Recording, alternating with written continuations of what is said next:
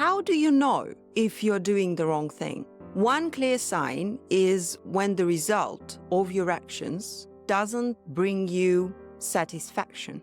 It's when you start losing yourself right that minute. You start neglecting your appearance, your home, your relatives, your friends, your life, even your kids. Desire requires energy. And when it's not there, when this energy is just an empty vessel, you know something is off. People today struggle with focus. It's so easy for us to get distracted. We open our phones without even thinking about it, just on autopilot in any given situation. It's like we lose sight of what really matters. We ignore the big picture. When we fantasize, our brains are on fire, lit up with activity just like a Christmas tree. It can easily be seen by scientists on MRI scans. It's a sign that the brain, our brain, human brain, loves being challenged. But here's the kick. We need to direct that energy in a purposeful, intentional way. We need to tell ourselves, I allow myself to change my life. I allow myself to change my life. Let that sink in for a second. But ever so often, it's our own programming that gets in the way. There is always that question at the scene. Can we really learn to read other people's thoughts? Is it really possible? First off, we need to understand the rules of the game before we can even think about winning that game, right? If you don't know how to play, chances are you'll fail. And once we understand those rules, we can beat everyone at it. So today, in today's episode, I thought it would be great to dive deeper into the topic of neuroscience and explore our brain, how it works, how it can deceive us, and how it can, at the same time, lead us to our deepest insights and goals. So how can it simultaneously be both a good guy and a bad guy? If you want to know, stay tuned. Our brain doesn't actually stop us from getting what we want. It's our programming that does, something that we put and code in our brains by ourselves. The brain is this incredible tool that we have, created to help us live in comfort, continue our existence, expand our territory, prosper, evolve. It's wired for two main things: pain and pleasure. And let me tell you this much. The more we experience pleasure, the happier our brain gets. Because happiness is a direct reaction that comes from the brain, directly from there. Interesting? I hope this episode will be like this. Hello and welcome to the Unshakable People podcast. My name is Katie Kaspari, and I'm extremely thrilled to welcome you to this perfect episode that can change your life. And this is exactly what this podcast is about. It's about you. It's about making you stronger, better, smarter, faster every single day. Okay, let's kick things off with the topic of brain tricks. Those automatic reactions and thoughts we can't seem to control. Have you ever gone on any social media channel and seen someone posting on your feed sharing their success? Like maybe they bought a new car or renovated an apartment or lost weight or whatever it could be. And instead of feeling happy for them, for some odd and weird reason, you catch yourself feeling something negative inside, that little bug that gets into your soul and heart. So why does our brain react like that?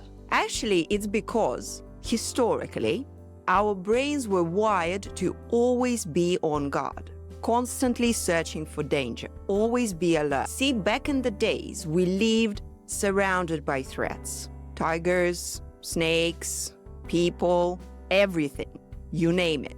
Our survival depended directly on always being alert to danger.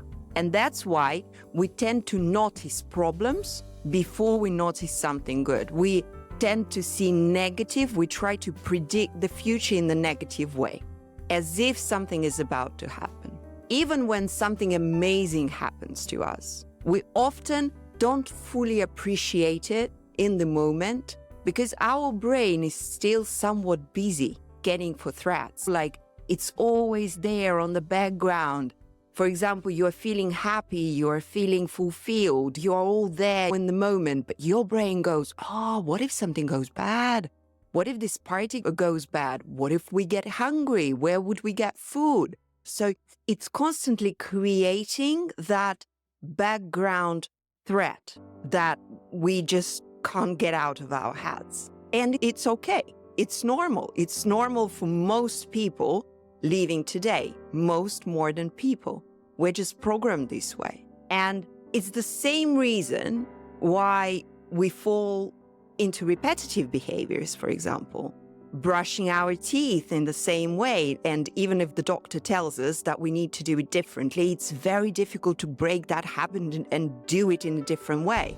Or driving the car the same way. Even if your instructor tells you this is not the way to do it, you will pass your exam, and the next thing you know, you come back to doing whatever you feel comfortable with doing. It's just our brain trying to make things automatic. Because as soon as something becomes automatic, you can get it off the list, off the to-do list. And that's what our brain is doing. When our default is to look for problems, we'll find them. If you want to look for problems, trust me, you will find it, both in yourself and in others, in circumstances, in, oh my God, politics, oh my God, economics, in everything. So that's why people react negatively to other people's success. But here's the thing, person with positive thinking won't react that way unless there is a real threat, like something real that is not at the background of your mind, but it's just something that is there and our brain is aware about it, because normally we are in a positive mode. And when the real negative things comes our way or a real threat comes our way, our brain recognizes it and becomes alert. So a highly anxious person, for example, sees danger even in good things. And if you suffer with anxiety, you could relate to this with me. I used to be in that same boat and it was horrible. I used to see bad and negative in everything during my entire day. But when we see someone succeed, there are two possible reactions that can follow. We can either feel joy or jealousy. Joy creates a bond, an empathetic reaction, and this is a superpower, because when we can genuinely celebrate someone else's success, we're actually learning from it. And this is something successful people know very well. If you hang out with rich and successful people, you'll notice how grateful and appreciative they are of other people's success. They do not judge it. They are not jealous of it. They really celebrate it together with them. They've trained their brains to work that way. Whereas unsuccessful people, on the other hand, often justify their own lack of success by downplaying others' achievements, saying, it was all luck, you had nothing to do with this, or that path to success was somehow flawed.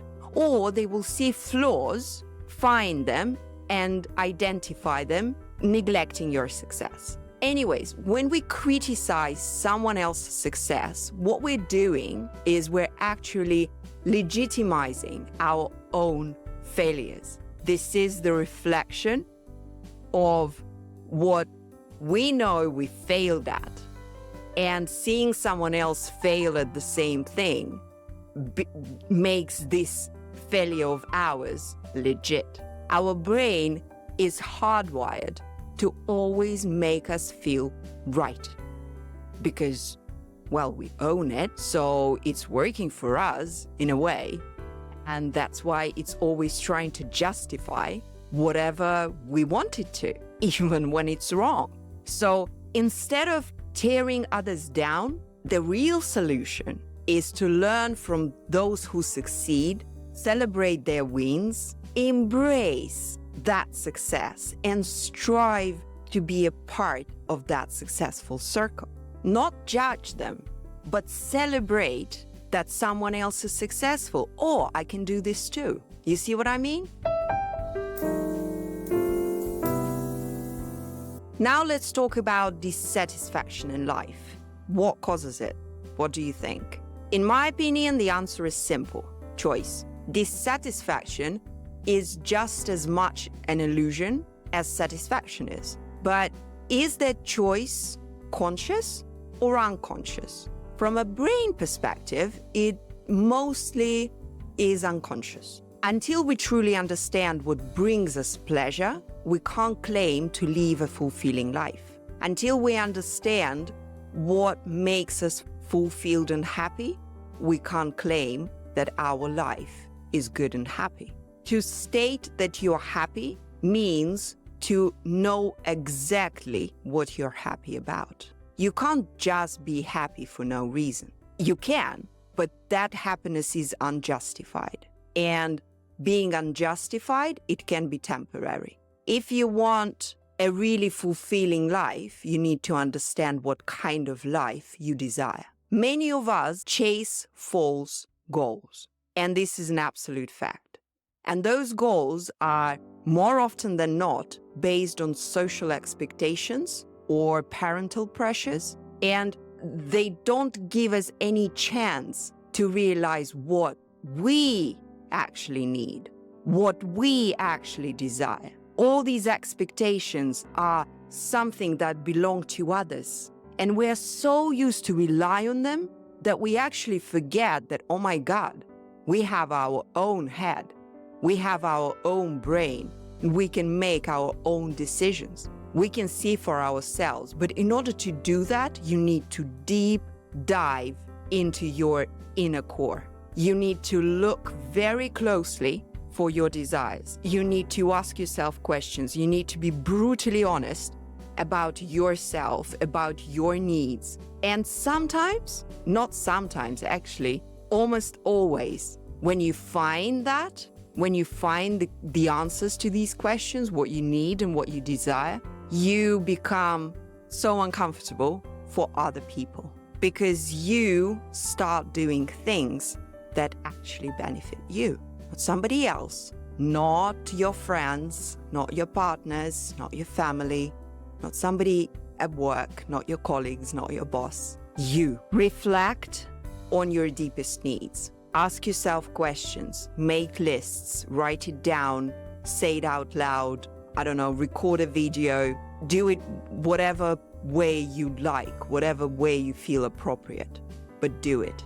As soon as you have that list ready, you will understand that there is no way back. You've made it to a completely different level. And from now on, everything is going to be completely different. As one classic once said, there is behavior and there is activity. Behavior is just a series of automatic actions, like scrolling through your phone or fighting with a loved one. Purposeful activity, on the other hand, is intentional. It answers the question of why we do what we do. True satisfaction comes from understanding our needs and engaging in purposeful activity. It is absolutely crucial for us to be able to engage in purposeful activity. And this is actually something that most people are unhappy about when it comes to their work. They see no purpose in what they do for work. They don't appreciate all the efforts that they make because they do not see why. They can't justify those efforts. If we don't have a clear goal, or if our actions aren't aligned with our needs, we will always feel dissatisfied. We will always have that bug inside us just swirling and drilling a hole, saying, no, something is off, something is off. You might ask me, how do we actually identify our needs? To be honest, it's a lifelong journey because our needs are always evolving.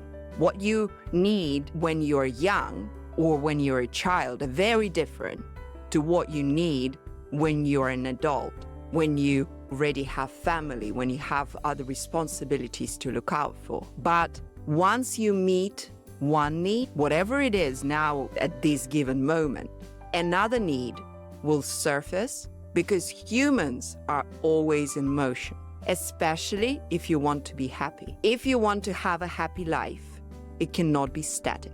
Stagnation is something completely opposite to happiness because motion is life. Whatever people might tell you, but the truth is that we, by our very nature, we strive to motion, we strive to movement, we strive to change because our entire life is a process. It is not a static act. It is a process, it's a journey, it's an ever-evolving something that's happening to us, and we are happening to it. Our needs, this is the gist that drives us forward. This is the force that drives us forward.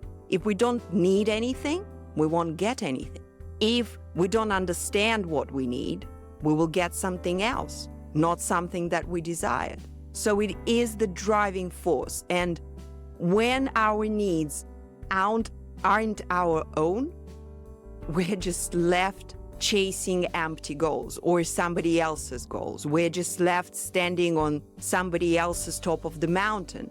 But the main thing is that we are left unsatisfied, unhappy. For example, if a person reacts negatively to a video of someone's success or a post, that is a sign that they have unmet needs. This reaction is more about their inner world than the external situation. It's obviously not about the success of that other person that they've seen a post of. It is about their inner void that they know that is empty, they know that they lack, and this is what gives them this feeling. People who criticize others' success, they aren't able to celebrate their own victories. And this is why they project their dissatisfaction onto others because of them, not because of what is happening outside.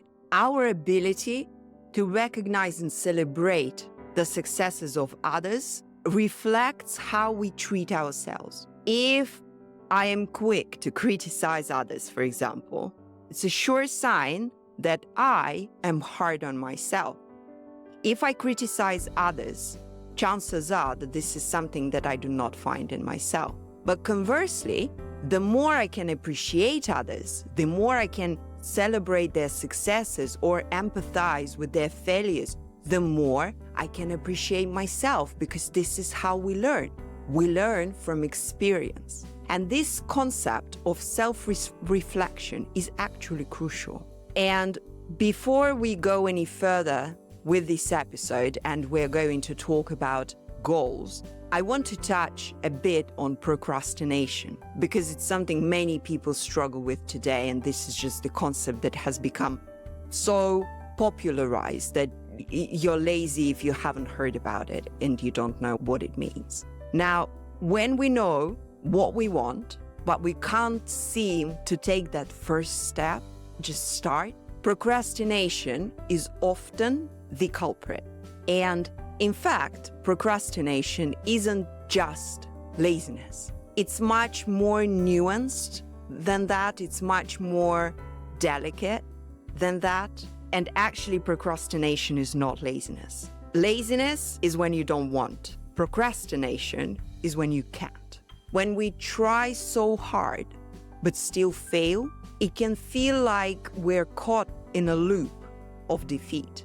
It's like no matter how much we imagine something good, we're just stuck in that mindset of failure. We just can't stop feeling that failure is somewhere close. It's something that's going to happen to us. And I've realized that this often happens when we've been living to meet other people's desires for such a long time that we actually forget about our own. We throw ourselves into activities and everything. And despite achieving results, those results that we get feel hollow because they are not aligned with our true needs. For example, I used to be a woman living my husband's life. I got so wrapped up in the routine, cleaning, cooking, worrying about my husband's mood, when he comes home, worrying about children's homework. I completely lost sight of myself.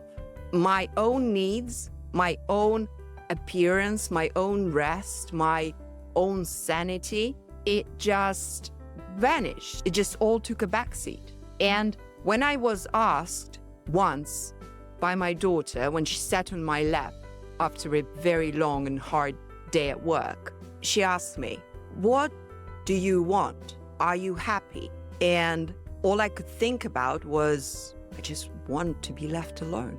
And as I see now from my coaching practice and my one-on-one clients that I work with, this is a very common situation. It is a completely normal reaction of a person with a normal psyche, because desire requires energy. And when you're drained, when you're burnt out, you don't have any energy to even think about what you want, let alone act on it. But the thing is, this word dream, it has appeared on your feed most probably very often in the past couple of years, haven't it? But the science behind it is very clear. When we dream, we light up our entire brain. If you look at the MRI scans, you will see it. Many scientific research has proven it. It's like our brain is on fire. Every part of our brain is being activated. Every part is taking its toll, and every part is just there, communicating, being active. And that's why in coaching sessions, people often say they are sweating or they are feeling hot, because their brain at this time, we are working so hard, their brain is working overtime. But again, to want something, to truly desire it, we need energy. And if we're burnt out, we sleep deprived, or we're dealing with hormonal imbalances or something else, it becomes almost impossible to master the energy needed to want something, to desire something, let alone create something new. Creativity is a skill that requires a lot of energy. That's why most of the famous painters or famous artists, they need muse, they need inspiration, they need to be in the right mood, they need to be at the right place to be able to create, because creation requires a lot of energy. This is a very energy consuming thing. And desire is like a bridge between where we are now and the future where we want to be. It connects us to our deepest needs and abilities. But here's the thing, to achieve that and to get on that bridge, we need 3 key things to maintain that bridge, to hold it in one piece. First, we need enough energy to actually put this bridge together and keep it steady. If our energy is depleted, our body goes into survival mode. And in that state, it's really hard to create anything new. We're just maintaining what we have. We literally enter the power save mode. Second, we need to stop repeating the same actions that lead to unsatisfactory results. Imagine climbing a ladder that's propped up against the wrong wall. It doesn't matter how high you climb, how well you do while climbing it. You're not going to end up where you want to be. And third, we need to set our goals in a way that actually excites the brain. A crooked goal or one that's poorly formulated, it will not motivate us. it will just remain the goal. It will just stay there somewhere being unreachable, and we would not be able to relate to it. That goal that you set needs to be exciting, needs to be engaging. It needs to light your fire, start your engine. For example, saying I want to earn £1 million without burning out. That's a good phrase, right? But compare it to I want to earn £1 million doing what I love. Those two phrases, they may seem similar, but the difference in the words makes world of a difference to the brain. Now let's talk about dopamine. Who haven't heard about this one? Dopamine, the brain chemical responsible for anticipation, it drives us toward our goals. But if we faced a lot of negative experiences, we start anticipating a negative reality. Like the woman we talked about earlier, that was me, who was so immersed in routine that my only dream at that point was to get some sleep, or maybe have a spa day, or just perfect silence would be good enough. My desires were limited to my reality at that time, and they were limited by what I could imagine for myself. I saw this life as normal. I sincerely thought that this is okay because I'm a mom, because I'm a wife, because I'm already a grown-up, I'm an adult, I have responsibilities. Yeah, I have to take care about everybody else. And me? What about me? Who is me? Why me? I know nothing about me. That's what I was like. But it's not a good place to be. And that's why in coaching, now being a coach myself, I often start my sessions by asking a client, what do you want? And even though it's a pretty straightforward question, consisting of just a couple of words, but almost every time I ask this question to a client, the answer changes midway through the session. So I ask this question in the beginning of the session, then we do some work, some sweating and all that. And midway through the session, the client just says, okay, I get it. I understand. That was not it. That's something else. People come into coaching thinking they know what they want. But as they dig deeper, they realize that their real desires, their real wants, and their real needs are actually buried under layers and layers and layers of routine and expectations of others. It's like buying a plane ticket that says, destination, nowhere. That's where we're gonna go. Sounds exciting. But in fact, it's very sad. Because if we are unclear about what we truly want, we'll eventually end up nowhere. That's where we bought the ticket to. That's where we're going. That's our destination. So what is there to complain about? But that's why it's so important to clearly define our desires and align them with our feelings, align them with our thoughts, our mindset, our actions, everything that we do day to day. Only then we can say, I am going in the right direction, and my direction is not nowhere. It has a name, it has a shape, it has all the attributes of a known and exciting place. From a neurolinguistic perspective, for example, once you know what your desire is, the next step is to understand the first action that you need to take. So first you identify your desire, you identify your true want and your true need. That's what you base your desire on. And then you need to identify the first action, not the step, the action that you need to take. So how do we generate the energy? Where do we get it from to move forward? In my coaching, I use a system, and one of the steps of this system is a why approach. I ask clients to start with answering the question, why do I want this? What is it about this goal that truly matters to me? What is it about this goal that I find fascinating, that I find engaging? Why do I need it? And these questions are required to deeply understand what resonates with you. You'd be amazed how often people change the way they think about their goals and their needs and their wants and desires as soon as they start asking those deep dive questions. And as a coach, I listen not just to the words, but to the body reactions, the tone of voice, all the subtle cues. I can see in the mimic when a client says they need something. I track these reactions, and that's how I know if this desire is truly theirs or not. It's a skill, in a way, one that people often mistaken for intuition, but it's actually something anyone can learn with practice. And I want to share my secret, in a way. This skill of reading people's body language and reactions can feel like mind reading in a way, but it's not magic.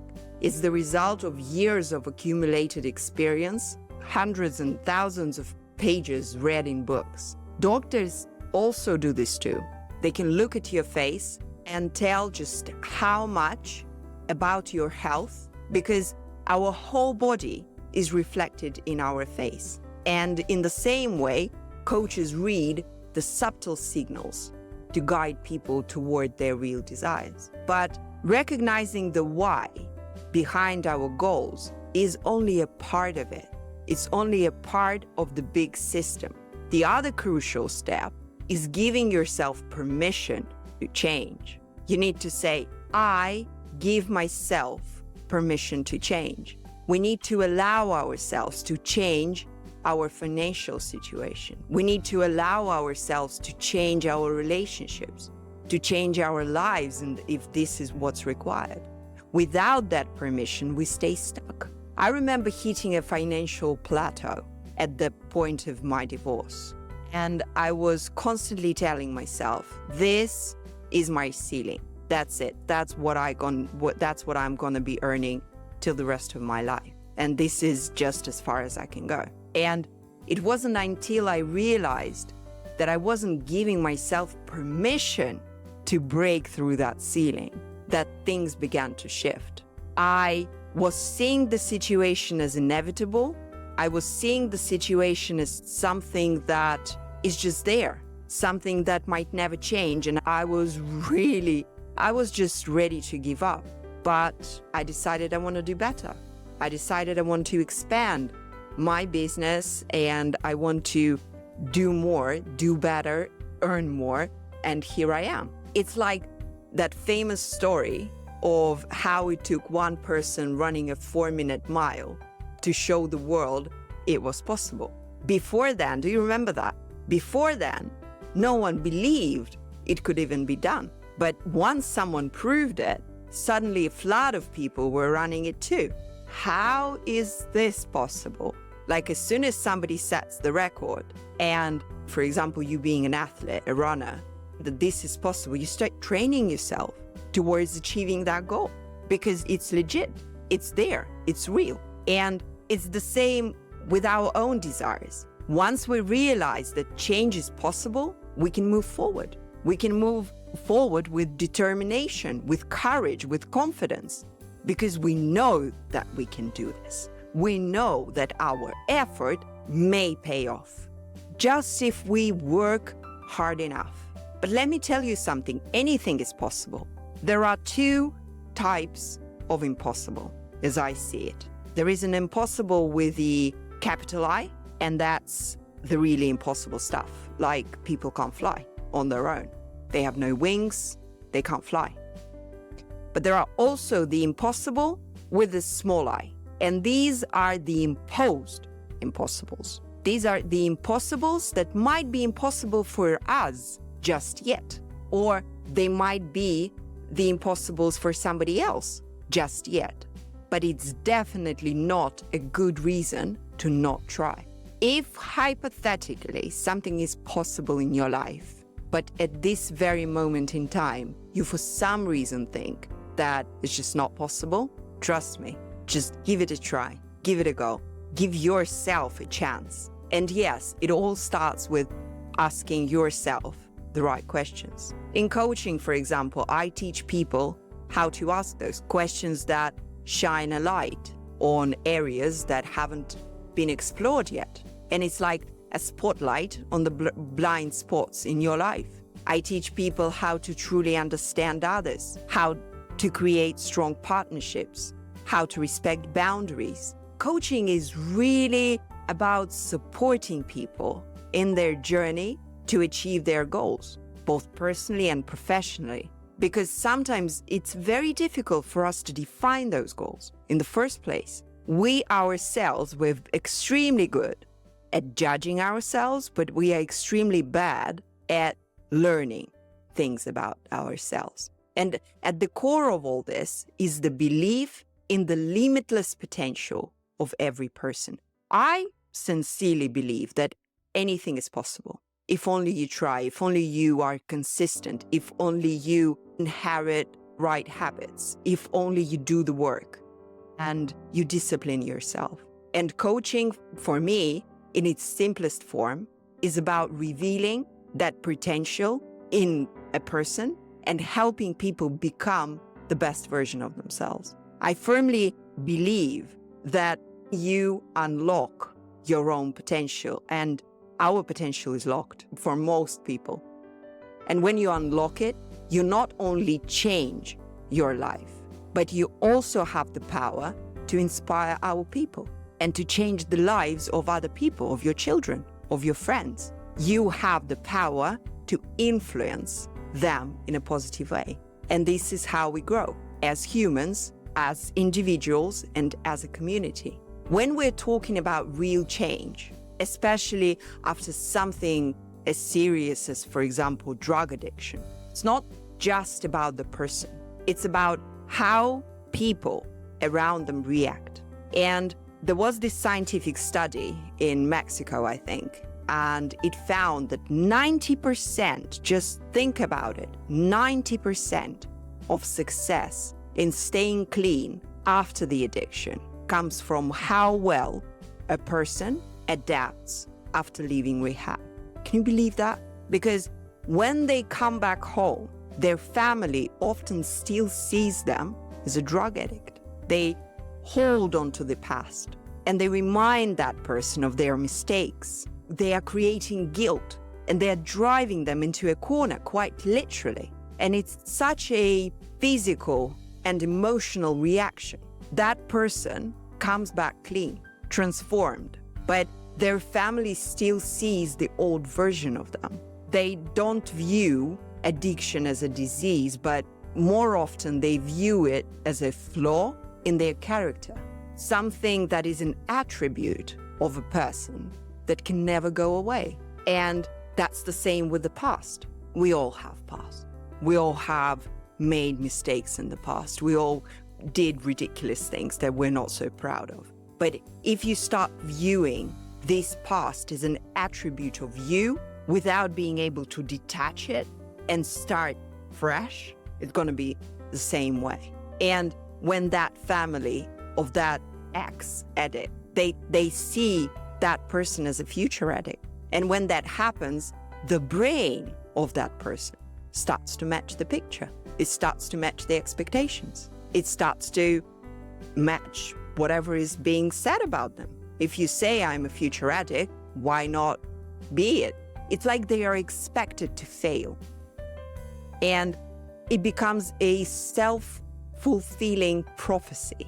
Okay, everybody says I will fail. I will just fail. And it's not just about the addiction. This applies to any big personal change. I've seen this with women who decide to get divorced. They get the same judgment. And if you imagine, for example, someone who was always insecure and maybe they've started to grow, but their old environment keeps seeing them as that same insecure person, failing to recognize their progress. They are stuck.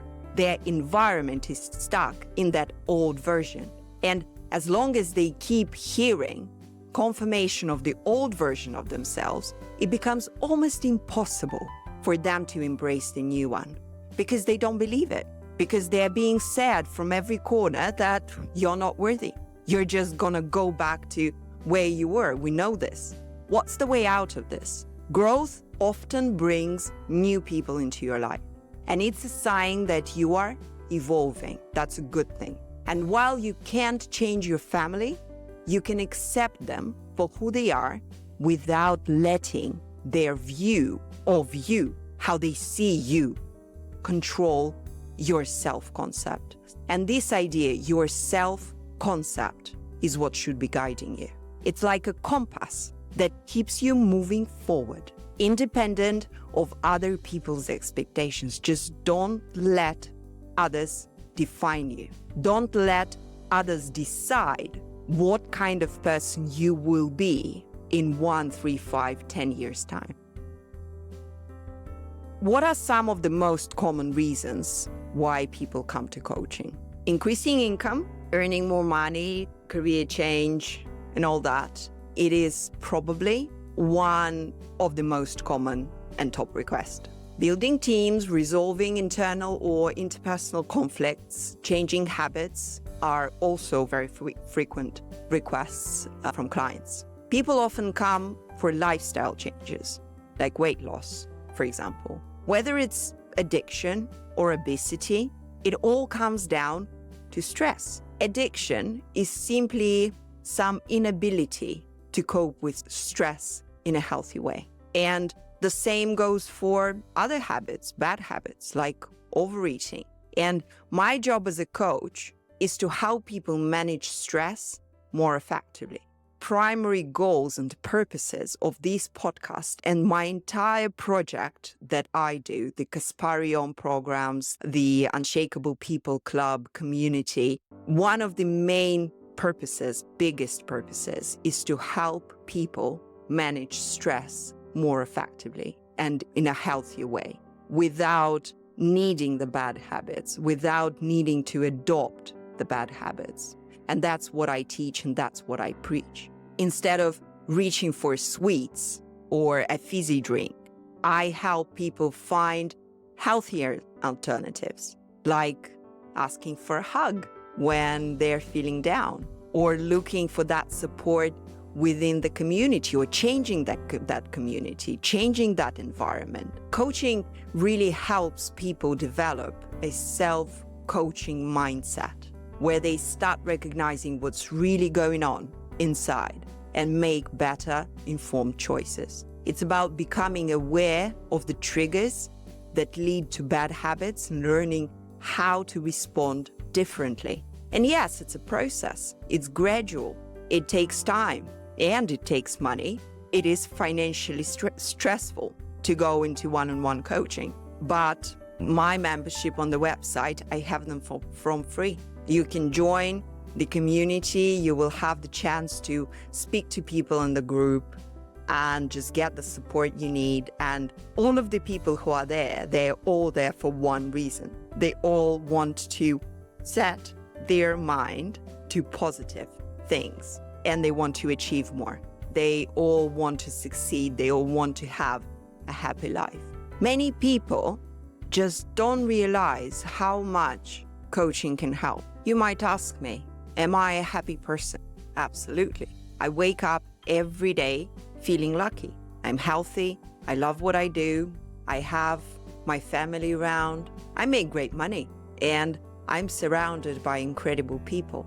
But more than anything, I know why I am here. I know what I truly need.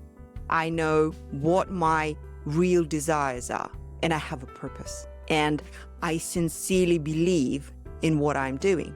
The academy, the coaching academy that I run, it is successful and prosperous. I work with people. I help them overcome their challenges. I make people believe in a better life, in a bigger life. And I make this bigger life happen for them. In my work, I've integrated various academic and coaching approaches, and I have developed a platform which is very user-friendly with loads of communities and specific groups for people with specific requests. From day one, I took a serious approach to education, and it has paid off. 4 years ago, when I was just starting, hardly anyone believed in me. But I remember having this coaching session with someone who later became a good friend of mine. And together, on that session, we imagined what my future could look like. I wanted to dump the corporate career. I want to run my own coaching practice. I want to have a YouTube channel and help people all over the world. But most importantly, I wanted to be recognized and appreciated for my work. And I wanted to have a real big purpose in life that I would be fulfilling. And today, that's my reality. I travel around the world. I run a thriving academy. I write, I speak, I create. And I genuinely live the life I once dreamt of. So I know firsthand that this is possible. And that feeling of faith back then I had during that session is what carried me through all the crap that I had to go through.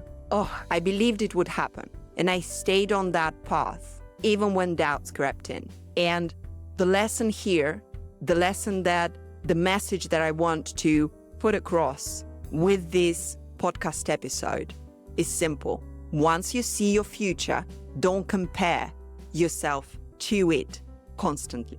Don't compare yourself now to that future. Instead, track your progress day by day from now, from here, and keep moving forward every single day. So if you're ready to start your own journey and take that first step, I invite you to become a member of the Unshakable People Club on my website at katiekaspari.com. And I will give you everything you need to stay ahead of the competition, to be better, faster, smarter than everybody else. I will teach you how to be you. And you never know where it might lead. But if you stay focused and believe in yourself, you'll be amazed at what you can achieve. And at this point, I would like to wrap up today's episode. And thank you very much for joining me today. I will throw some bureaucracy at you. Please kindly like and subscribe if you found value in this episode. I hope this conversation has inspired you and you have some insights to take home. If so, please drop a message down below so that I know that you are there. And in the meantime, stay safe, stay strong, dream big, and remember, you are unshakable. I will see you next time. Bye.